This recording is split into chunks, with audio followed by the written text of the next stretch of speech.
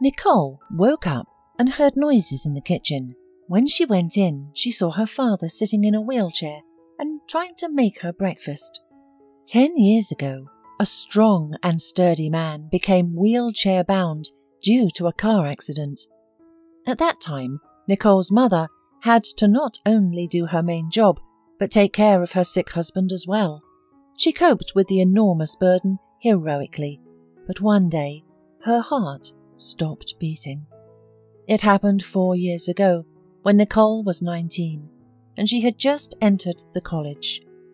After burying her mother, the girl switched to a distance learning program and got a job as a maid. "Hi, honey.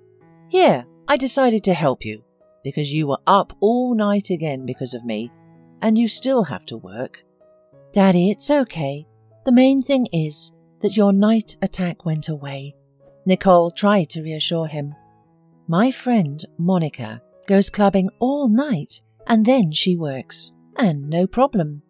"Yes, she'll find a husband and have children quickly, and you have no private life because of me," continued her father sadly.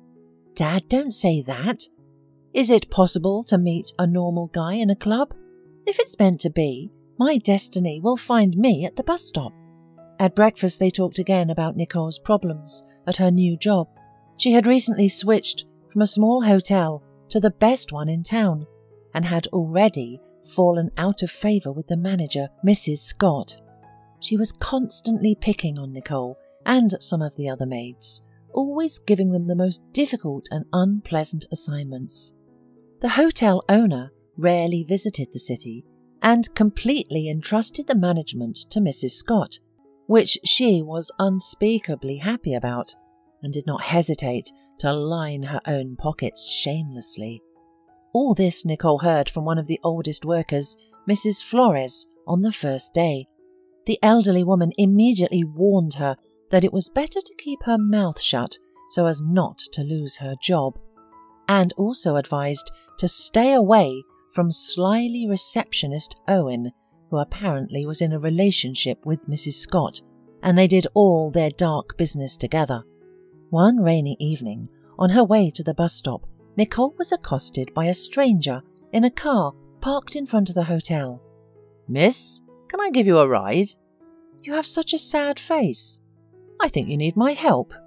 "Thank you," Nicole replied.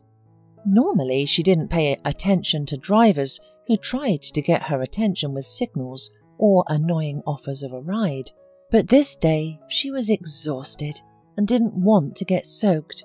She got in his car and asked for a ride to the bus stop. "Why? I can take you home." "I don't mind, especially since the rain keeps getting worse." "Why would you want to get wet?" Nicole agreed. The man introduced himself as Adrian, and to the girl's great surprise, he turned out to be Mrs. Scott's son. This news made the girl feel like she was shivering on the inside. Feeling her fright, Adrian calmed Nicole down by saying that he knew his mother's character and didn't get along with her very well himself. "My parents divorced about 10 years ago, and I lived with my father most of the time. Only lately, I started to communicate with her more often. She bought me a car and thinks that if I accepted her gift, I will be tame and obedient. But, in fact, when I get tired of listening to her complaints, I'll go far away, and this sports car I will take with me. It will be easier to escape from my mum," said Adrian, and laughed merrily. Nicole thought to herself that she would be glad to get away from Mrs. Scott too, but she had to, like many in their hotel, put up with her for money. After dropping Nicole off at home, Adrian took her phone number and promised to call her, but she almost did not believe that such a handsome man would want to go out with her further. Lately, she often thought of him, and in some way he reminded her of her school friend Frank. When she remembered him, Nicole's heart clenched painfully, and she tried to banish the painful memories quickly. Adrian showed up a couple of days later and invited Nicole to a cafe. "I'm sorry I didn't call you back right away. I had a quarrel with my mother, and lived at a friend's house. And there, friends, parties, and certainly not without a drink, so we had a crazy time." Nicole listened to him and realized that they were from different worlds. Adrian relentlessly spoke about his cheerful and carefree life, where he had never thought about where to get money, because since childhood he had been used to getting unlimited amounts of it, first from his father and then from his mother. He talked about his travels and parties, his surfing hobby and other aspects of his life, with absolutely no interest in Nicole's life. Of course, she had nothing to tell him, and he was unlikely to be impressed by her sad stories about her sick father and dead mother. Nevertheless, she wanted to warm herself at least a little in the rays of his bright and so unfamiliar to her life. When Nicole told her friend Monica, who worked as a maid in the same hotel, that she was dating Mrs. Scott's son, she warned her and advised her to be careful. But Nicole had realized a long time ago that she and Adrian are too different to be a couple, so she communicated with him more as a friend. But Adrian didn't want to be just a friend. He got tired of just sweet talking. He became more insistent, but Nicole continued to keep a distance. Time passed, and soon Mrs. Scott found out about her son's passion. Calling Nicole from her office, the woman pounced on her with accusations and threats. "What have you been doing in my son's car? I have seen you. My son is no match for you. Don't you dare even look in his direction," the woman shouted angrily. "It's your son who's constantly seeking my attention, not me," said Nicole, unable to restrain herself. Mrs. Scott's indignation was boundless. After accusing Nicole of lying, she ordered her not to even stay near Adrian and made it clear that the conversation was over. Nicole left the office, burning with anger and resentment. Therefore, when Adrian called and invited her to his friend's party, she agreed to spite her boss. After drinking a few cocktails, Nicole herself did not understand how she was in Adrian's bed, contrary to her principles. In the morning, he drove her home, kissed her goodbye, and promised to call. After that, he disappeared from her life forever. A few weeks passed, and Nicole felt ill. Monica, seeing her friend vomiting every morning in the restroom, advised her to take a test. When the test and the doctor confirmed the pregnancy, Nicole was in shock and did not know what to do now. She told her father everything, and he, surprisingly, did not rebuke or scold his daughter. "I'm even glad, Nicole, that you won't be alone if I die. A child is a blessing. Don't deny him his right to life, and tell his father, after all. Even if you will not be together, maybe he will want to see his child and will decide to help you." But Nicole doubted that this was necessary. She decided for herself that she would keep the child, but she was not going to tell Adrian or his mother. But one day Mrs. Scott, in a tone that did not bode well, called Nicole into her office again and immediately jumped on her with a shout. "I was told that you are pregnant. Is that true? Don't tell me it's my son's child." "I wasn't going to. I don't want anything from you or your son. I will raise my baby on my own." Mrs. Scott's face twisted with anger, and she, accusing Nicole of lying and pretending once more, demanded that she urgently go to the hospital and get rid of the child. But Nicole was adamant. "I told you, I don't want anything from you. Why do you care about my baby?" "Don't you hear me?" shouted Mrs. Scott in a rage.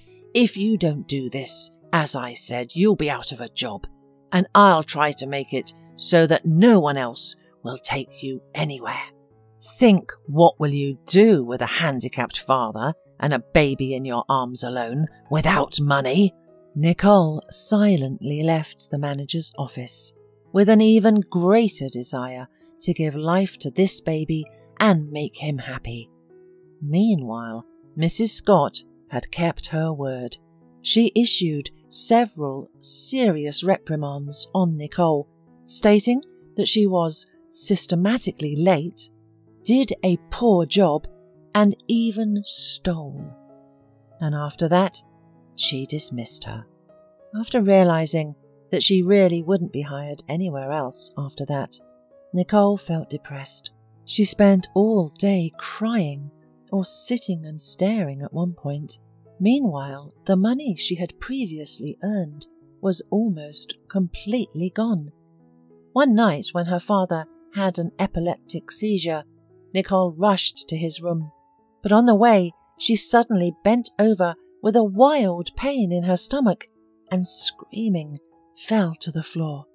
Nicole lay in the ward, silently staring at the ceiling and swallowing her tears. She had not kept her baby safe, and there was nothing she could do about it. Monica picked her up from the hospital and told that their boss had lost her mind and that it had become dangerous to work at the hotel. She also told her that the hotel's constantly dropping profits finally made the hotel owner suspect something. Monica suggested that Nicole meet with the owner and talk about Mrs. Scott's machinations. At first, Nicole refused, considering such an act disreputable, but Monica was insistent. "Nicole, everyone wants to put Mrs. Scott in her place, but we are all afraid to go against her, just not to lose our jobs. But you have nothing to lose. She has already fired you. We do not intend intrigue or treachery. We just want to open the eyes of the owner of the hotel on his employee." In the end, Nicole agreed. Peter, the owner of the hotel, turned out to be a middle-aged man. After listening to the woman, he admitted that he himself had already started checking all the dealings at the hotel because he had long suspected Mrs. Scott of being dishonest. Peter saw that Nicole was a decent person and came to him only because she was concerned about the fate of the hotel and the staff working there. Even though she was dismissed with a bad wording, all the employees spoke well of her, and Peter realized that she had simply been set up.